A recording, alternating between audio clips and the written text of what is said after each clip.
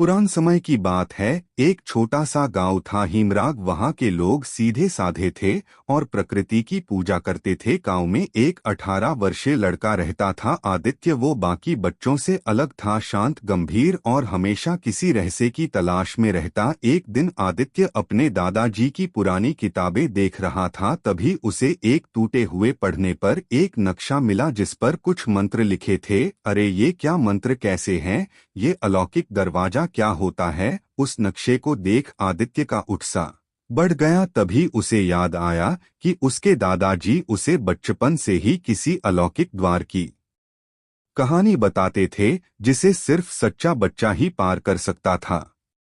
तो बस अब आदित्य ने तय कर लिया था कि वो इस नक्शे को पढ़कर उस गुफा को दूर निकालेगा।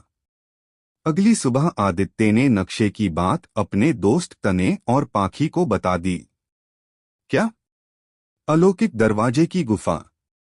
मुझे तो विश्वास ही नहीं हो रहा कि ऐसी भी कोई गुफा होती है।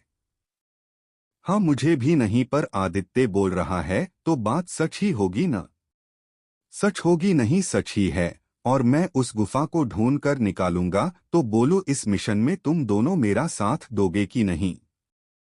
हाँ, हम जरूर तुम्हारा साथ देंगे। आखिर गांव का रहस्यमयी गुफा ढूंढने के लिए बच्चे निकल पड़े। तीनों दूसर दिन नक्शे के साथ जंगल की ओर निकल पड़े। जंगल घना था और रास्ता कठिन, पर तीनों साहसी थे। घंटों चलने के बाद उन्हें वो गुफा मिली जैसी नक्शे में थी। उसके मुख पर एक शिलालेख था, जो सत्य, साहस और करुणा से भरा हो वही द्वार पार कर सकता है। अब क्या करें दोस्तों?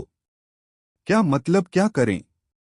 चलो अंदर चलते हैं, लेकिन इस पर जो लिखाया उस हिसाब से तो हम तीनों में ये गुण होने चाहिए, तब ही हम इसे पार कर सकते हैं। देखो दोस्तों, हम तीनों एक साथ इस रहस्यमयी गुफा को ढूंढते हुए आ तो गए हैं। इसका मतलब ये है कि हम साहसी हैं।